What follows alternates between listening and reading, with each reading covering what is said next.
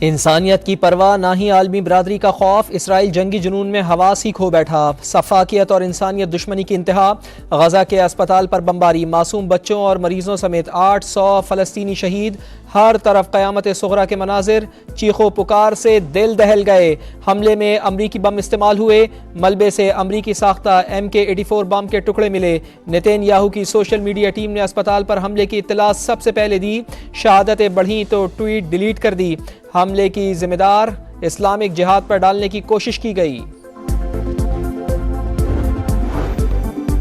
امریکہ کی ہٹ دھرمی نہتے فلسطینیوں کے قتل عام کی مذمت سے گریز، اسرائیل کی پشت پر کھڑا ہو گیا، جو بائیڈن کی طلبی یاترا، نیتن یاہو کو ہر ممکن مدد کی یقین دہانی، اسپتال پر اسرائیلی بمباری کو بم دھماکہ قرار دینے کی کوشش، کہا نیشنل سیکیورٹی کو اصل صورتحال سے آگاہ کرنے کا کہا ہے، امریکہ کے سفارتی مشن کو دھچکا، اردن کے شاہ، مصر کے صدر اور محمود عباس کا جو بائیڈن سے ملنے سے انکار۔ اسپتال پر حملے کا براہ راست ذمہ دار امریکہ ہے، جو اسرائیل کو تحفظ دے رہا ہے۔ اسماعیل ہانیہ کہتے ہیں کہ ہمارا دشمن اپنی شکست دیکھ چکا ہے، بوکھلا کر ایسا کر رہا ہے، دنیا بھر کے مسلمان اسرائیلی جارحیت کے خلاف اٹھ کھڑے ہوں، خون ریزی پر کوئی آدھا ادھورا بیان کافی نہیں، یقین ہے ہمارا خون رائے گا نہیں جائے گا، مسلم اقوام غزہ میں خون ریزی کو نظر انداز نہیں کریں گے۔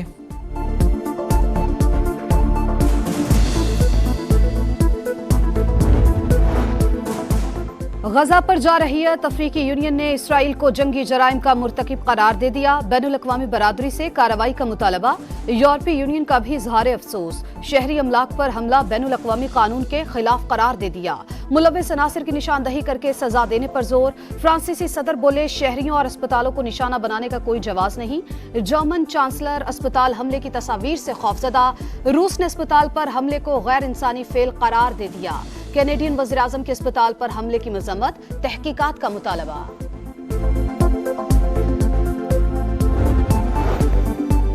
اسپتال پر حملہ، اقوام متحدہ کے جنرل سیکرٹری بھی رنجیدہ، کہا اسپتالوں اور طبی عملے کو بین الاقوامی قانون کے تحت تحفظ حاصل ہے، واقعے پر دل رنجیدہ ہے، اقوام متحدہ کے ہائی کمشنر برائے انسانی حقوق نے اسپتال پر حملہ ناقابل قبول قرار دے دیا، اسرائیل پر اسپتالوں کا تحفظ یقینی بنانے پر زور، کہا نہتے شہریوں کو نشانہ بنانے پر ذمہ داروں کو حساب دینا چاہیے۔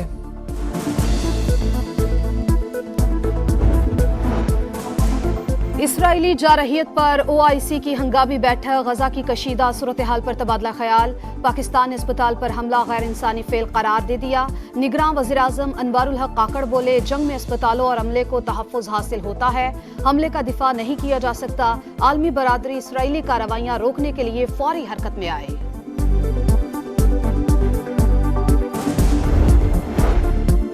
یوکرین میں بچوں کے زخمی ہونے پر چیخ و پکار، غزہ میں 1000 سے زائد بچوں کی شہادت پر خاموشی، مغربی میڈیا کا دوغلا پن آشکار، برطانوی میڈیا اسرائیل کے لیے جاسوس کا کردار ادا کرنے لگا، BBC نے اسپتالوں کے نیچے سرنگوں کی خبر چلائی، اگلے دن اسرائیل نے اسپتال پر بم گرا دیے۔ ملکی دفاع کو ناقابل تسخیر بنانے کی جانب ایک اور قدم، ہتھیاروں کے نظام ابابیل کا کامیاب تجربہ، آزمائشی پرواز میں نظام کے نئے ڈیزائن اور تکنیکی پیرامیٹرز جانچے گئے، chairman joint chiefs of staff committee general Sahir Shamshad نے کامیاب تجربے پر عملے کی صلاحیت، لگن اور عظمت کو سراہا۔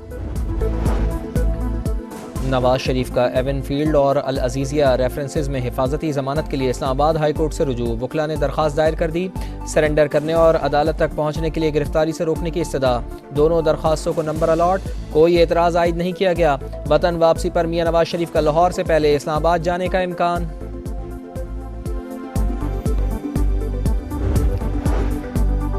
سی پیک میں دیگر ممالک اور شراکت داروں کا خیر مقدم کریں گے، نگراں وزیراعظم انوار الحق کاکڑ کا تقریب سے خطاب، کہا بیلٹ اینڈ روڈ ترقی اور خوشحالی کا منصوبہ ہے، چین کے ترقیاتی ماڈل سے بے حد متاثر ہیں، ٹرانسپورٹیشن، توانائی، ڈیجیٹل تفریق کے خاتمے کے لیے عالمی سرمایہ کاری ضروری ہے۔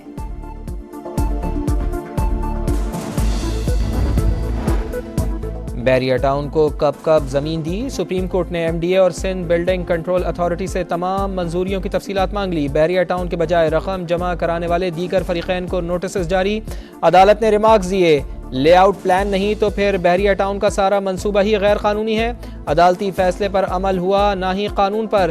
کیا صوبائی حکومت سندھ کے عوام کے مفادات کے خلاف کام کر رہی ہے؟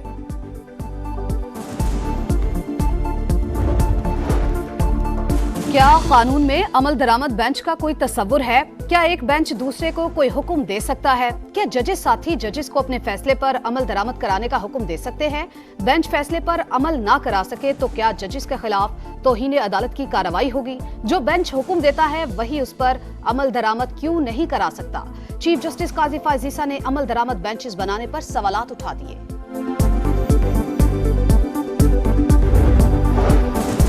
چیئرمین پی ٹی آئی کا سائفر واپس نہ کرنے کا اعتراف. ایف آئی اے چالان اعظم خان، سہیل محمود اور اسد مجید کے بیانات کی نقل سما کو موصول. قواعد کے تحت دستاویز کی دفتر خارجہ واپسی ضروری تھی. فارن آفس کے 3 افسران کی خط واپس نہ ملنے کی شہادت. ملزمان نے ملک کی سلامتی داؤ پر لگائی. آفیشل سیکرٹ ایکٹ کی دفعہ 5 اور 9 کے تحت سابق وزیر اعظم اور وزیر خارجہ ملزم ہیں. چالان کا متن. بطور سیکرٹری خارجہ سائفر ڈی کلاسیفائڈ کرنے کی شدید مخالفت کی. سیکرٹری کابینہ ڈویژن اور سیکرٹری قانون نے بھی حمایت نہ کی. شدید رد عمل کی وجہ سے کابینہ ڈی نوٹیفائی کرنے کی منظوری نہ دے سکی. اقتدار کے آخری روز کابینہ کا اجلاس دوبارہ بلا کر محدود منظوری لی گئی. سابق سیکرٹری خارجہ سہیل محمود کا ایف آئی اے کو بیان. سابق پرنسپل سیکرٹری اعظم خان بولے سابق وزیر اعظم نے سائفر کی کاپی اپنے پاس رکھ لی. اگلے روز مطالبہ کیا تو کہا گم ہو گئی. حیرت اس وقت ہوئی جب وہی کاپی 27 مارچ کو جلسے میں لہرائی.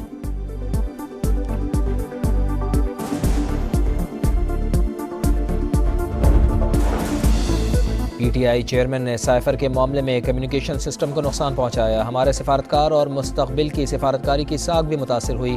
اسد مجید کا بیان بھی سما کو موصول. امریکہ میں سابق پاکستانی سفیر کے مطابق وہ 7 مارچ 2022 سے آج تک سابق وزیر اعظم یا ان کے معاون خصوصی سے نہیں ملے.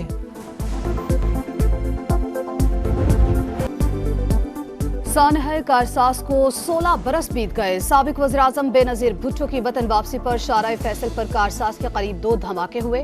177 کارکن جاں بحق اور 600 سے زائد زخمی ہوئے. بدترین دہشت گردی کے واقعے کی تحقیقات میں آج تک کوئی پیش رفت نہ ہو سکی. شناخت نہ ہونے والے شہداء کو گڑی خدا بخش میں دفنایا گیا. واقعے میں زخمی ہونے والے جیالے خونی منظر نہ بھولے. ہولناک واقعے کی یادیں آج بھی تازہ. بلاول ہاؤس میں تعزیتی جلسہ، تیاریاں مکمل.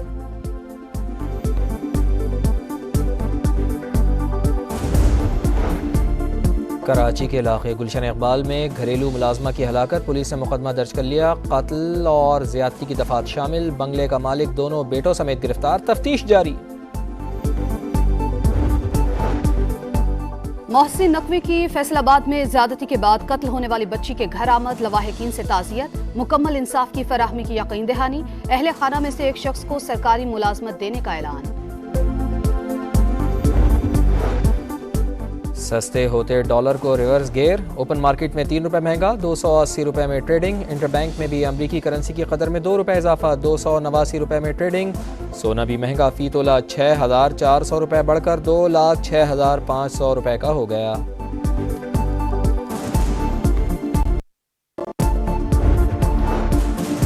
پی سی بی کی نااہلی شائقین کے ویزوں کے مسائل حل نہ کرا سکی. ذکا اشرف خود فیملی کے ساتھ میچ دیکھنے بھارت پہنچ گئے.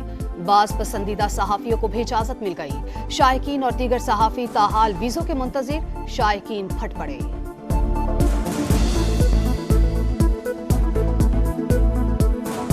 یہاں پہ دیکھیں کہ پاکستان کا کوئی 1-2 سپورٹر بھی وہاں پہ نظر نہیں آ رہے تھے. وہاں کے تماشائی ہیں وہ بھی بار بار جو ہے ہمارے پلیئرز کو ہوٹ کرتے ہیں. چیئرمین ہے ذکا اشرف صاحب، انہیں چاہیے تھا کہ ہمارے جو شائقین ہیں جو کرکٹ کو لو کرتے ہیں ان کو چاہیے تھا کہ ان کے ساتھ بیٹھ کے سپورٹ اس کا کرتے اور پروٹیسٹ کرتے اس چیز پہ. اور کرکٹ کی عالمی جنگ. نیوزی لینڈ اور افغانستان میں مقابلہ جاری. کیویز کی بیٹنگ جاری. اوپنر ڈیون کانوے 20 رنز پر مجیب الرحمان کا شکار بنے.